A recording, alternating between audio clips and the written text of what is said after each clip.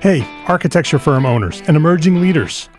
Get ready for unparalleled insight into the development of a world-class architecture firm and a worldwide organization driving the digital transformation of the design and construction industry. With Build Smart, the podcast that's changing how our profession operates. We share the incredible stories behind innovation in the building industry with my friend and co-host, Patrick McLeamy, FAIA, former CEO of the international architecture firm, HOK.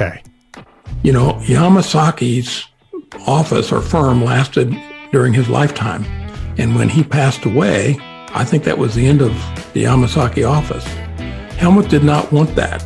He wanted a firm that would live out and grow beyond the founders. In Season 1, discover the untold stories behind HOK's meteoric rise, from 150 employees in St. Louis to a powerhouse with over 1,900 staff members and 27 offices worldwide. You know, they weren't as polite as the Kojima people. That was just boom. And anytime you have a creditor, whether it's Kojima or the bank, that wants their money, unless you can raise money someplace else, you are out of business. Bankrupt. And hold on tight for Season 2, where Patrick takes us on a new adventure as chairman of Building Smart International, shaping the future of digital transformation in the design, construction, and operation of built assets. Ian Howell, Ken Harold, and I, Ken was my technical representative from HOK. The three of us took a tour of Europe of 5 cities in 5 days. Very busy time. Simply follow the link in the show notes to subscribe to Build Smart now and uncover lessons that will transform you and your architecture firm.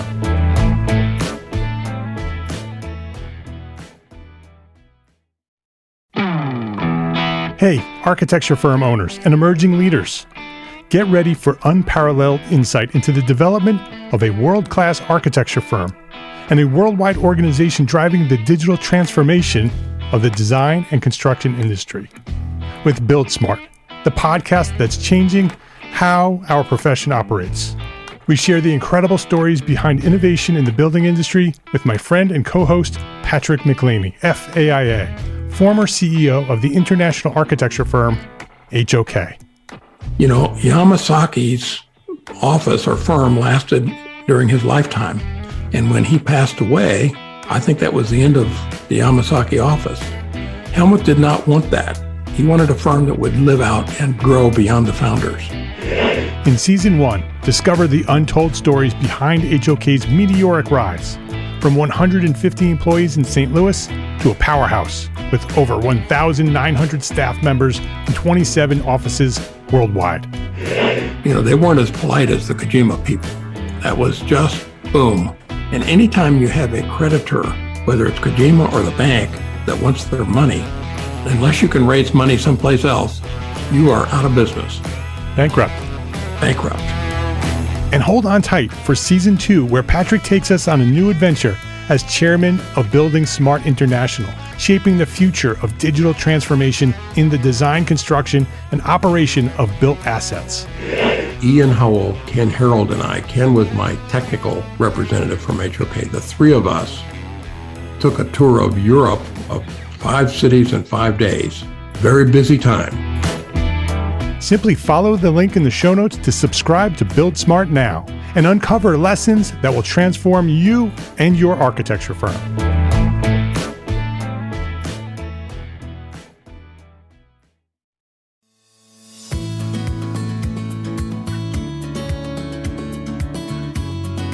My name is Mark R. LePage, and you are listening to Entre Architect Podcast, where each week I speak with inspiring, passionate people who share their knowledge and expertise, all to help you build a better business as a small firm entrepreneur architect. Today's guest is Bradley Hamner, founder of Blueprint OS. He is a business growth coach who helps entrepreneurs transform their businesses. Bradley started his first company in 2009 with no customers and no cash. And after a health scare in his 30s, he realized something had to change. And that led him to build a framework that empowers business owners to shift from being the rainmaker to the architect of their business. Bradley Hamner, welcome to Entre Architect Podcast. Mark, it's a pleasure to be with you today. It's great to have you here. And I know a lot of architects, when they heard me say architect of their business, some of them were very interested and some of them, their hackles went up. And so I'm really interested in having this conversation because you and I chatted a little bit before we hit record, and I'm excited about this. But do you want to talk about that a little bit, about why you use the reference of architect? Yeah, I do. And so I very much have a tremendous amount of respect for the architecture field and all of those people that are in your audience that are architects. And we actually use that terminology because it's of reverence and honoring really to that. While I personally am not an architect and don't have a family member that's an architect, we believe that I actually hold that industry at such high standard that when we share with other people to become the architect of their business, it's because it means quality and craftsmanship, in my opinion. I actually went to school at Auburn University, and there was a tremendous architecture college there and engineering firm there. And some of the smartest people that I still know to this day, and then when I went to school, came from that field. And so when we talk about with other small business owners that are not architects about becoming the architect of their business, we actually think that's actually a tremendous amount of respect and honoring to the profession. Yeah, well, thank you. I appreciate that. Let's jump right into your origin story. So when did you discover your passion for what you do, and maybe even who or what inspired you to get started doing it? My passion for business really came from my father. My dad is a farmer. He farms close to 10,000 acres in the northwest part of the state of Alabama. And, Mark, some things are caught, not taught. And I caught the value of what it means to work hard from my dad. Still to this day, I don't think there's many people that really work harder than my father. And I'm so grateful for the lessons with that. But it came at a big sacrifice. I mean, he missed a lot of my games, baseball games and golf and basketball when I was growing up. And he sure as heck was not coaching my teams because he was in the field. If it was harvesting season in the fall when we're recording this, or if it was in the spring and planting season, he was out. He was gone a lot till 2, 3 in the morning, working all the time.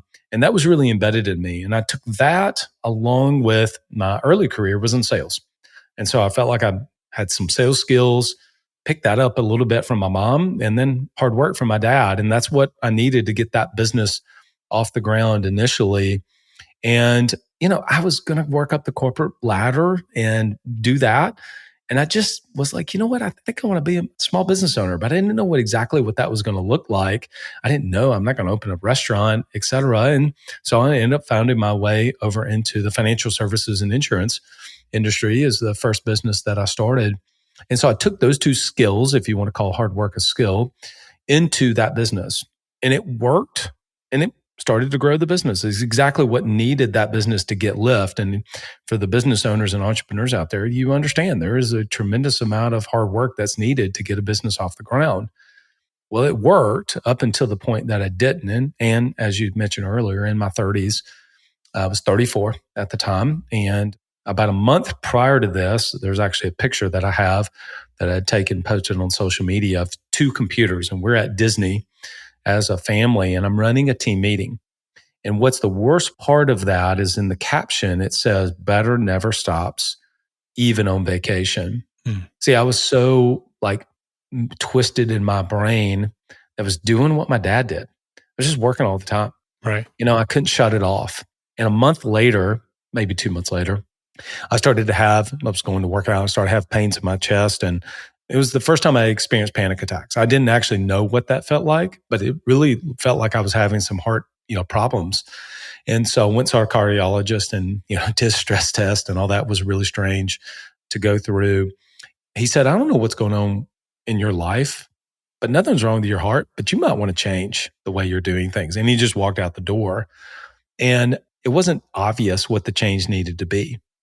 And so I'll just fast forward to you. I found myself in Toronto about 2, 3 months later, and I was sitting next to an entrepreneur who was in kind of an adjacent field to mine. And we're doing this exercise, which is actually now portrayed in the book 10X is Easier Than 2X, written by Dan Sullivan and Dr. Ben Hardy, which I think is actually Dr. Ben Hardy is in Charlotte, if I'm not mistaken, or around that area. I could be mistaken with that. But anyway, so we're doing this exercise, and he says, "Well, I made $40 million last year. $5 million personally. And here's what 400 million 50 would look like. Okay, now you go. And I said, well, I'm not about to go. Are you kidding me? Like, I'm doing fractions of what you are doing. And he shared something that I heard for years since I'd started my business. He said, it's systems and processes. I just systems and processes. And I said something smart back to him, Mark, and said, come on, man, I'm so sick and tired of hearing that. No, everybody talks about that. Nobody has ever shown me what that actually looks like. He said, well, at lunch, I'll show you. And he did. And from that point forward, again, respectfully to your audience, on the plane ride back, before I pulled up a Word document and started to like document things, it was like something shifted in my brain. And I didn't have the language around it that we use today, but I saw myself differently. I was like, wait a minute, I can't be the one being the rainmaker here and just doing all the things. I'm the center of gravity of this business. Everything's revolving around me. I'm going to have to change something. And I think there was something about that moment, Mark, because of the revenue he did. Maybe he was so casual about the way he shared the numbers. He wasn't arrogant or cocky about it. He was just pretty matter of fact about it. And he just said, look, I got my business out of my head. I was doing this previously, and this is what we did, and this is how we scaled the business. And from that point, everything changed. Now, it took me a couple of years, but then since then, I've been able to launch several other companies. And so that's what we share with other people to be able to do, is create a set of playbooks that form a comprehensive operating system. And so that's what we mean by becoming the architect.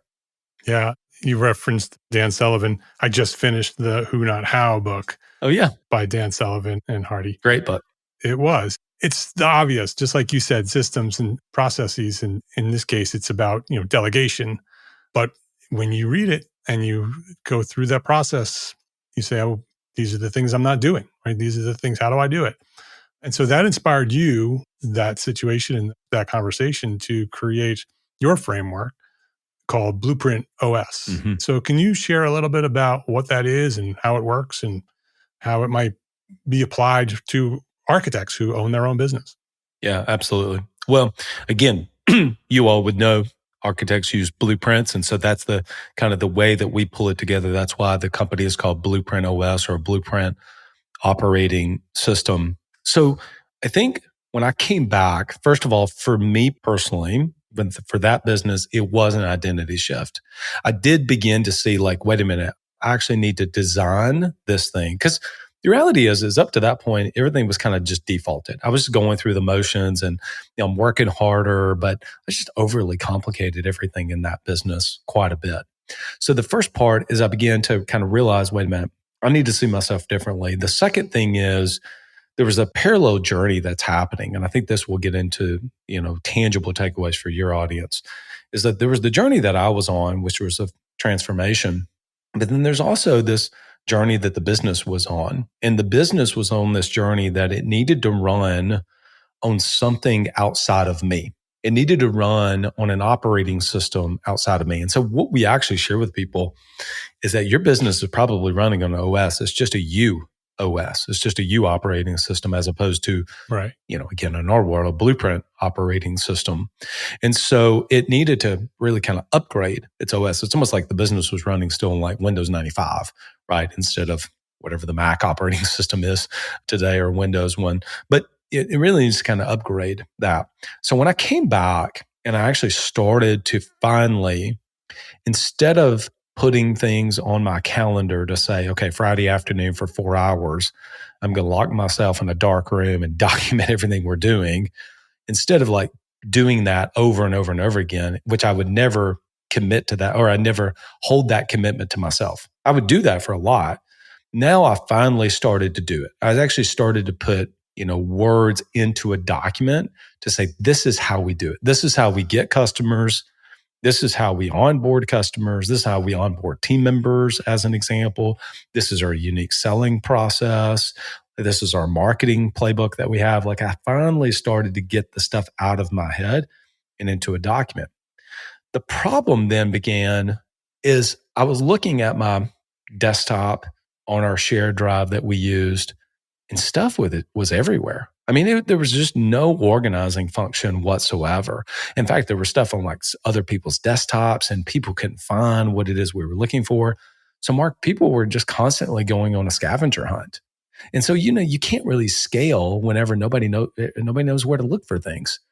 I mean, I'll give you kind of a somewhat of a crude analogy here, but I think it'll make sense is, you're doing laundry in your house. You don't take the clothes out of the dryer and then start randomly putting things in places, right? You don't put the jeans underneath the kitchen sink, et cetera. I mean, there's a place that you obviously put things because we put them there for retrieval, not speed. And so I think the same thing is true when it comes to the assets and the digital files that we have in the business, even down to, I think this will be relevant. Like, we didn't have naming conventions for documents. We didn't have naming conventions for customer files. There wasn't a standard way that we do things to create efficiency in the business. Does that make sense? Sure. Yeah, absolutely. And so when I started to then figure out, like, wait a minute, how does this thing actually need to run? I started doing Google searches. What's a system? What's a process? What's a playbook? And the more I did that, more confused I got. So I was like, wait a minute, I have to figure out what these things actually mean. And so I ultimately began to kind of realize, you know what? I think I'm putting these things together and that they all start to work together. They're working together in a unified operating system. And so now people can actually find the documents, the assets that they're looking for. Everybody is working off the same page, and it started to create efficiency into the business to where it actually started to run like a well-oiled machine. I simplified things, cut some of the stuff out that we didn't use anymore because we had documents for years that, were just sitting in a W drive nobody used. And so once I cleaned that up and created a way of doing things in the business, an OS, then the business was able to begin to scale without team members constantly coming to me, asking me, where is this? How do we do this? Everything began to be documented. Is the system that you're describing universal for any small business? It is. We really work with business owners that are in the $300,000 range and annual revenue up to about $3 million. So if you're less than that, just getting started, it's not going to work. You don't need an OS. You just need to sell some stuff. And so specifically, if you have a team or really wanting to be able to scale the business and get it to $1 million, which, by the way, I'll tell you, you probably know this, 91% of businesses in the US never even get to $1 million in top line revenue. Right. So crossing that milestone in and of itself is big. And so we come in, there's two different groups of people that come in that $300 to $1 million range, and they really want to figure out, how do we get to $1 million? And then there are the people that have already gotten it to $1 million, and now they're faced with a separate and different set of challenges of, how do we get this thing to $3 million? And typically what happens at those two different stages is at the 300,000 to $1 million range, you have a handful of team members in place. And so you're actually having to learn what I had to learn, which was, how do I get my business out of my head? How do I actually give a team member that's paid $50,000 to $70,000 or so? How do I actually give them documentation of all the things that's in my head? Because I got the thing off the ground, but now I have to transfer that knowledge. When you get to that place, that alone is going to typically help you get to about $1 million. But if you're going to go from $1 million to $3 million, now you're getting into your first levels of leadership or management in place. So now you're faced with the challenge of leading other leaders. And that's a new skill set for the business owner to learn how to create. So when you get past 6 people, not everybody can report directly to you. It's just too many direct reports in the business. So when you get to 10, 11, 12 team members, maybe 15 to 20, depending on the business and the industry that you're in, typically you're having at least one level of management in place. And those leaders are obviously reporting directly to the business owner. So if you're at least have a team doing 300,000 to 3 million, we have found that it works for all different types of industries, not just one specific niche. When you're talking about your system, you were talking about naming conventions and very specifics. How much of going from 300,000 to $1 million, how much of it is getting those things right? And how much of it is mindset and identity? That's a great question. I think everything is downhill from the mindset, is that you have to first have the mindset that that's what I want to be able to do. I have to see things differently. And so these details do matter. I'll give you an example. If we want to go like really down into it, it does matter that you have a standard way that you want your documentation to look. And let me explain why that's important. You may say, Bradley, what does it matter that our Google Docs or our Word documents are all in Times New Roman? Our customers are not going to know that. That's not going to help us grow our business. And I would agree with you. The difference is, though, it embeds into the culture of the team. We do things by design, not default. And so, like all of our Google documents, again, Word doesn't matter. All of our Google documents have the same naming conventions. They use the same fonts. They use even the same emojis within certain different heading styles. And what that does is whenever Sue on your team and Billy on your team create documents, they all look the same. If you don't do that, you end up with a Frankenstein different look. Sue likes it to be this way, and Billy likes it to be this way, and I like this font, and everything ends up becoming a kind of a mess of how things need to look in the organization. And obviously for your audience, they really want things to be a certain way, organized. Again, that's why we respectfully use that concept of becoming the architect, because there's a way of doing things. It's not a hodgepodge mess. And typically what you end up seeing when I've looked at other people's small businesses, whenever I start seeing their initial documentation, you start to point out, well, this document is using this font, this document is using this font. And here's the thing, again, it's representative to what's happening in the culture, that things are just happening at random, not by design. And so that's why we care about what font do you use? What's the naming conventions on the documents? Not because customers are going to say, oh, look at all your documents, they look the same. No, but it does embed into the culture that things we do are by design. It's interesting that you're referencing architects, because architects very much do that with their drawings and their designs and their specifications, right? They put a lot of time into what their drawings look like, what fonts they use, the drawing conventions that they use, the specifications that they use, right? It's very, very specific and documented. So everybody on their team does it exactly the same way. But when it comes to the business side, they don't. Yes. They don't do those kind of things. So if you're talking to architects, and you're talking to thousands of them right now, what would be your suggestion for the first step toward doing those things? Great question. Okay. So we get really practical here. Great. And that is, before you even need to worry about the new documents that you're going to create with, say, new standardized fonts, naming conventions, what I actually would suggest you to consider is that you already have Rembrandts in the attic. You already have assets that you've created over your career that are incredibly valuable. So the actual first thing that I did when I came back, before I started creating new documents, is I actually went in and there's the Magic Art of Tidying Up book. And so we kind of use that somewhat as an analogy. What does she do? She actually goes into a house, goes into the master bedroom, takes everything out of the master bedroom closet, all of it out. And then one by one goes through all of the pieces, the clothing, the shoes, etc., and says, is this something? I think she actually says, does this give you joy? But Right. She basically then says, okay, what are we going to do this? And then it goes a specific place. So before we go and go buy new clothes, or in our case, before we go need to create new documentation, there's an organizing function that's in place where we organize the current files so that everybody can find them. And so one thing we can share is we actually have a roadmap specifically that you can actually check off.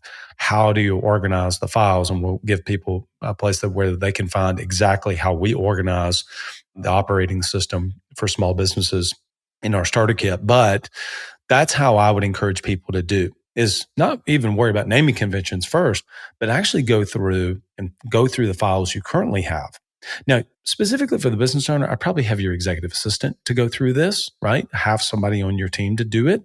And then one of the easiest, most valuable things, a lot of people don't want to get rid of certain assets possibly. And so what you can create is just an archive file and just drag and drop some of the ones that says, we don't use that anymore. That's not an Excel spreadsheet that or calculator that we use, but let's just drop it into the archive file. In the event that we need to find it, then it can go there. So that's the first thing that I would do is before you create new documents is actually go in and realize we have Rembrandts in the attic. I have Rembrandts on my desktop, I have Rembrandts in our shared drive, whether that's a Google Drive, Dropbox, or shared folder, Microsoft, etc. Then that's the first thing that I would do. Let's take a quick break to say thank you to our sponsors for their support of this episode.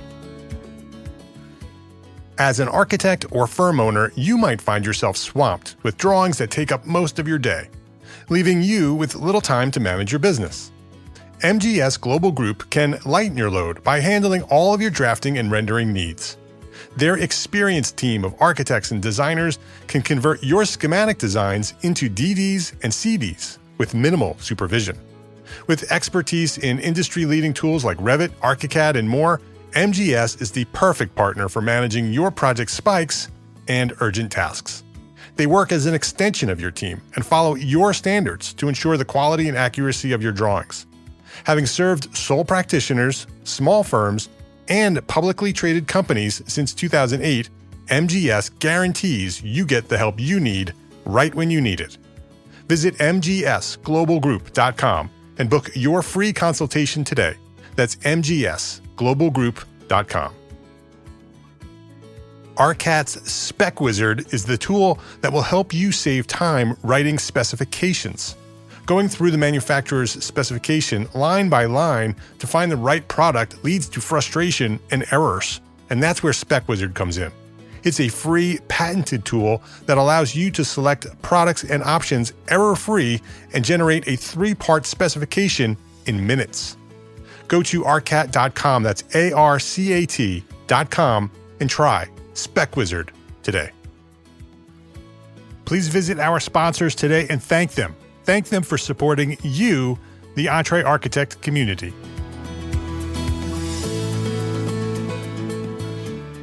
So with Blueprint OS, it's a framework and a company. So is the service that Blueprint provides is coaching services for this process of sort of taking all the mess that is a business and helping organize it into an operating system that can help you grow? Absolutely. A lot of people want access to our playbook templates. See, I created all of the different playbooks that form into the different folders. And so a lot of times, as an example, our marketing playbook, our sales playbook, what are all of the things that go into a sales playbook as an example? And I'll tell you specifically, we believe a business runs off of 15 playbooks. 15. So that should give people an idea of like, okay, wait a minute, there's not like 720, there's not 72, there's not 52, there's 15 of them.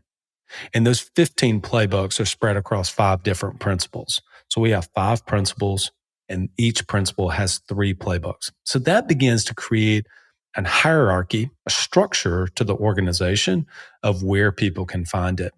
Now, our sales playbook, even our template that we give our members is about 10 pages long, just the template. And that's not even necessarily filled in with the different parts. And so that becomes a really robust playbook. And so what we do in our sessions is we'll spend 2 weeks on one of those playbooks, Mark, because as a business owner, if we just gave new ideas every single week, it ends up being drinking from a fire hose. Right. It's just too much. And so we call those implementation sessions, come off the maxim, ideas are everywhere, but implementation is everything.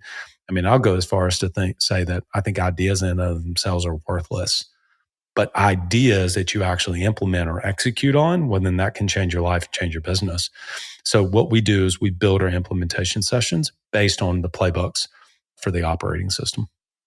Can you share an example of somebody who came to you completely unorganized, struggling, on the verge of failure, and what they look like after they go through putting together a system?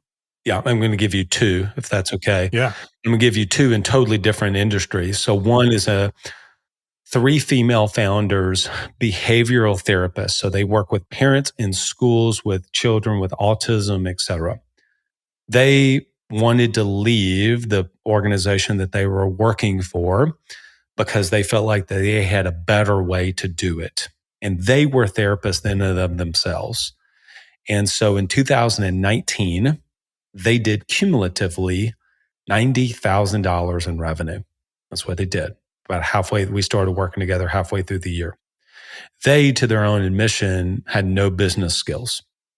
They are incredibly good at what they do. Now, over the last 5 years, I've learned a lot about their business and what they do and how they help people, et cetera, and work with parents and work with school systems, et cetera. They now do, I saw them 2 weeks ago. They now do $120,000 a month. And more importantly, they're not doing the delivery. And the impact and ripple that has had from them being able to impact so many more families and classrooms and teachers because they have been able to document, create an operating system for their unique methodology, organized with our OS in a way that they've been able to bring on licensing is called BCBAs and RBTs and et cetera. But they've been able to bring on so many more people and have such a great impact. And so I'm so proud of them for crossing that barrier, how the business is continuing to grow and is incredibly profitable. And they had no business skills just at 4 or 5 years ago.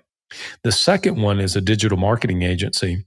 He had and still has to this day, another business. And so he wanted to try to figure out Google ads for his business. And so he did. And this was roughly 2018, 2019, ironically as well, when we met each other first, I think in 2018. I just started coaching initially in late 2017, early 2018. So we met each other about that time, and his business at that point, he had done so well, people were coming to him and asking him, hey, what are you doing? And so he thought he had a business idea. And so now that business is doing over $3 million in top line revenue. And they are actually in the process of looking at potentially having an 8-figure exit, selling that company. And they run their business on Blueprint OS. And he specifically does not do anything except meet with the leadership team every single week. He and his wife are actually in that business, and they have a third partner. It's incredibly profitable to this day, and they'll probably end up selling to one of their competitors for a nice, handsome sum. So those are two businesses that both they are technically incredibly good at what they do. There's no way that I would be able to share with an architect how to do their specific thing better. There's no way I would be able to do that, nor would I. But on the business skills side or the business end of business, that's really the things that we feel like that we help excel in, because you're probably incredibly good at what it is you do technically, but it's the business stuff that is often just not shared in school or from anyone else. Yeah, you can't grow and scale if you don't have the systems and processes in place, if you don't have the organization in place. And I tell architects all the time, you can't be the best architect you can be if you don't have the best business first. You have to do the business first. And then that gives you the resources and the time and the money and all the things that are required to be the best architect that you can be. You can be a great designer, but if you don't get the business stuff right, you'll struggle for the rest of your life. And you know architects who are like that. Absolutely. Yeah. And, we, as I shared in Toronto in 2015 at that time, when I said, I'm so tired of people saying systems and process and nobody shows me how to do that, that's what we do. That's what we do. We show you all the way down to what does the Google Docs need to look like or your Word documents need to look like? Because those were the detailed questions that I had that nobody was like, I feel embarrassed to ask this question. And so there was something about that day whenever I saw, and while I didn't get his methodology or his structure, I didn't pick that up. I do still even remember the imagery of the documents and how beautiful they were and how easy they were to read and how organized they were, that I was like, well, no wonder he created a $40 million company by doing that. That's what it actually takes. I played golf in college, and I played with a guy practiced with him, I should say. Lee Williams, somebody can look him up. He was a 2-time Walker Cup player at Auburn University, by far one of the best golfers I'd ever played with.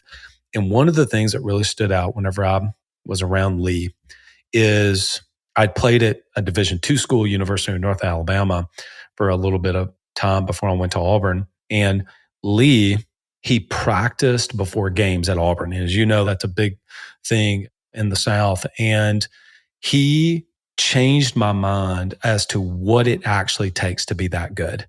I mean, while other people were out partying or going drinking, he'd go to the game and then he'd go lift. And then the next morning he's hitting balls. I mean, and I was like, oh, that's actually what it takes. And so for me, that was the moment that kind of changed for me of like, oh, that's what a system looks like. Oh, okay. Now I get it. And something fundamentally. So what we try to share with other people is like, this is what it actually takes if you really want to scale your business. What's your long-term goal? What does Blueprint OS look like in 5 years? Oh, that's a great question. All right. So we run off 3-year visions. Okay. So we're finishing up our 3-year vision in 2024. So I'll share with you kind of where we're going 2027. And then I'll even lean out a little bit of where it's going to be 2030. How's that? Great. By the way, we call your business blueprint. Okay, I'll share this with your audience too. So when we work with a business owner, we share with them, we need to create your business blueprint. Okay. And so what your blueprint is made up of 3 things. I just gave you one of them, which is your 3-year vision, your 1-year objectives and key results, and then your quarterly targets. So your 3-year vision, your 1-year OKRs, and your quarterly targets. Those 3 things make up your business blueprint. Now, somebody might say, well, what about weekly? What about monthly? We run off 90-day sprints. We believe in looking at what are the objectives for the year and then having a big 3-year vision. Anything past that, we found it's really hard for business owners to kind of grasp that for the business. But 3 years, we can go back 3 years. I mean, 2021 wasn't that long ago, right, as an example. Yep. But specifically for us, where we're going to be in 2027. So we'll be by 2027, a $3 million company by that point. And specifically by 2030, we want to try to hit the Inc. 5,000 fastest growing companies list by 2030. But I want to share with you one caveat about that list is we're going to hit that list by 2030. But not only that, we're still going to run at least 30% margins. What's interesting about that list, it's not shared, which actually just came out for 2024, is you see the growth rates, you see the revenue, but you don't see profit. Right. And a lot of the times those businesses can be growing crazy, but they're not profitable. Yeah. They don't have any cash. And so I want to be able to hit that list while at least running 30% margins in the business. Well, that's an exciting goal. We'll see if we can hit it. I appreciate you asking me because it allows me to kind of put it out there. Yeah, it's out there now. So you'll have to come back and check in a couple of years. I will. I would definitely come back and check in and we'll see how we're doing for sure. Do you have any final suggestions or tips for the listeners here that we're talking to? Yeah, I want to share kind of a unique methodology that we have that's called scale. I mean, what business owner doesn't want to quote scale their business? But we actually use that as an acronym. Okay. So if you become the architect of your business, again, respectfully to the industry, what does that mean? Is that conceptual in nature or they're actual milestones? So we actually use the word scale as these 5 milestones. So I'll run through them pretty quickly.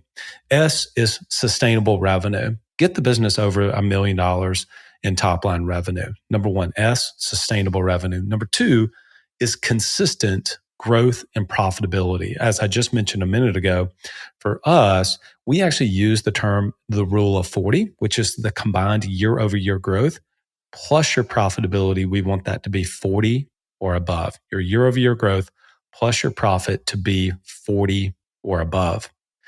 But if you're doing all that and you're not taking enough time away, that's the A in scale, we encourage our business owners actually to take 12 weeks off in a year. Now, at first, somebody may say, well, good gracious, that is too much. I have no idea how I would do that. I don't even know if I want to do that. But we guide people through. It's actually more doable and approachable than what you realize when we share how to do it. L, we need to have leverage in the business. And we get leverage in the business by having an executive assistant to help us buy back our time. We love Dan Martell's book, Buy Back Your Time. So we believe having an EA is not a luxury for a business owner. It's a necessity. And then lastly, efficiency, which is what we've really spent the bulk of our time talking about. And you gain efficiency in the business by having an operating system that exists outside of you. So that's our scale methodology: sustainable revenue, consistent growth and profitability, time away from the business, leverage with an executive assistant, and then efficiency or an efficient operations through an operating system. You mentioned earlier something about a starter kit. Can you talk a little bit about that? We do. Is that something that we can download or? Yeah, absolutely. You can get access to it. So in the starter kit, it's not just a download, it's actually a mini course with downloadable PDFs and some Excel spreadsheets that you can access as well. And each one of those has a 5 to 15 minute training video from me. So it's not just sometimes you get the asset, but you don't have the training that goes along with that. Right. In our starter kit that you do that. So we call it the Rainmaker to Architect Starter Kit, and they can pick that up at blueprintos.com/access. Excuse me. I apologize. blueprintos.com/assets. Assets. Assets. ASSETS. Okay. Yeah. Assets. And so if they can go and opt in for that, and they'll get all of the different tools and templates and some of the training that we have there. All right. What would you say is one thing? We talked about a lot of different things that architects should be paying attention to. My final question: what's one thing that a small firm architect can do today to build a better business for tomorrow? Yeah, I do believe Rule of 40 is a great number when we've shared that with other small business owners. And let me contrast that to a business that takes in outside funding from investors. If you're a small business owner that's bootstrapped, you even subconsciously are trying to balance growing the business and profitability. I wrongly thought that growth equaled profit, but the reality is growth eats profit. It actually, if you want to grow more, it's going to have a downward pressure on your profitability. And the reason is you're making investments in marketing and or people. And so when you do that, ultimately you're making those investments for longer term growth that will have certainly a downstream, hopefully, impact on profitability. So I would encourage people to just go back the last 3 years, look at from 21 to 22, 22 to 23, and then maybe even 23 to possibly kind of what you're looking at your run rate is for 24, and see what was our profitability percentage and what was our year over year growth. If those combined numbers are 40 and above, you're running a healthy business. You're running a really healthy business. You're balancing both of those incredibly well. But there are times and seasons you may say, I think it's time to step on the gas pedal. Let's go for 30% growth, 10% profit minimum. Or maybe you're at a season where, 10% year over year, we're really happy with that, but we want to run 30% margins. I would really encourage a small business architect to take a look at their Rule of 40 number. His name is Bradley Hamner. You can learn more about Bradley's company, Blueprint OS, at blueprintos.com. And the starter kit again, blueprintos.com/assets is where you can download that. And Bradley, you have a podcast too. Can you share a little bit about the podcast? It's called Above the Business. I do. Yeah. We love Gerber's book, Mark, On the Business, Not in It. We agree. I think there's just a third dimension, which is how do we get above the business at times? And I would even share and invite people to consider listening to this podcast when they're doing that, maybe going to the grocery store, cutting grass, working out, driving between work and home. They're actually above the business. And so, yeah, we've had a podcast for about 4.5 years. We have some great guests on Mondays, and then I do a short solo episode on Fridays. And so they can check that out at Above the Business. AboveTheBusiness.co if you're looking for it. Bradley, thank you. Thanks for coming by, sharing a little bit about Blueprint OS. And I appreciate you for sharing your knowledge today at Entre Architect Podcast. Thank you so much, Mark. I really appreciate the opportunity. Hopefully I was able to serve your audience. If you liked this episode of Entre Architect Podcast, please share a link to this episode with a friend. Either just click the share button or highlight the URL and send the link to this episode with a friend, because that's how Entre Architect has grown to serve thousands more architects just like you throughout the 10 plus years of Entre Architect. That's how we've grown, architect to architect. So I would love for you to share this episode and all the episodes with one friend every week. Would love that. And thank you to our sponsors for this episode. We don't have an episode if there's no sponsors. So thank you to our sponsors. Links to those sponsors, which you should go visit and click, and all the resources that we discussed today for this specific episode, they are all available at entrearchitect.com/podcast. Every episode that we've recorded is there, entrearchitect.com/podcast. Go click the links to the sponsors and say hello. Entre Architect is a member of the Gable Media Podcast Network. You should go visit that at gablemedia.com. That is the next evolution of interactive media and resources for the AEC community. You can now earn continuing education credits for listening to select episodes of this podcast, Entre Architect Podcast. Yes, AIA CEUs for listening to a podcast. It's there, and many other podcasts are there as well, and you can listen to all of them and get credit. Learn more about our program, Gable Members Program, at the gablemedia.com/members website. That's GABL media.com/members. And if you are a small firm architect, join us today at Entre Architect Network. That is the worldwide organization for small firm entrepreneur architects. If you own your own architecture firm, you are an entrepreneur architect. You are an Entre Architect. With weekly live group business coaching, we have business coaching there, monthly live business training with AIA CEUs, 2 a month, so 24 AIA credits per year, including 12 of those are HSWs. We have them in the membership. Business resources, all the resources you need to run your business, special session webinars, mastermind groups, and a thriving community of small firm architects just like you.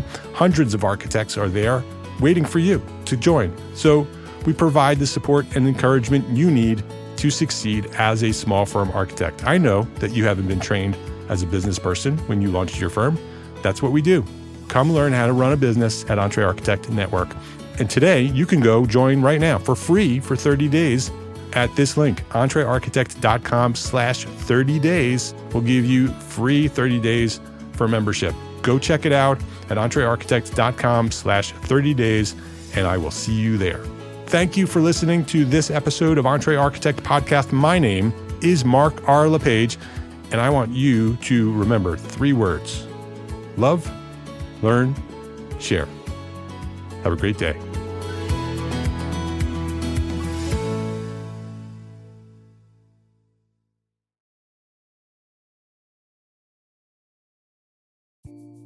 Imagine earning continuing education credits while doing exactly what you're doing right now.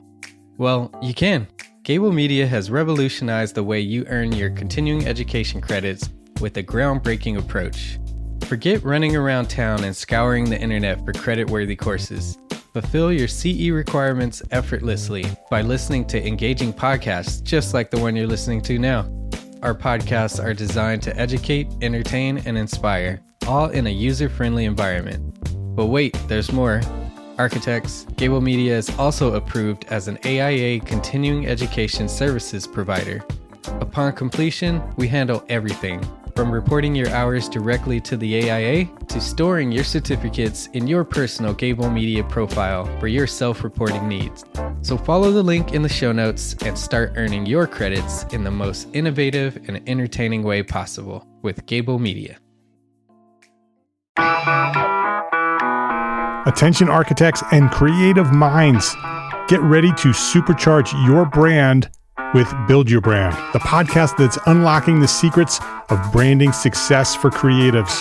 Hey there, it's Mark R. LePage, founder of Entre Architect, and I'm inviting you to join my friend, architect marketing expert Jeff Eccles at Build Your Brand podcast, where he explores the captivating stories of the world's top brands and transforms their lessons into powerful moves for small firm architects and creatives like you.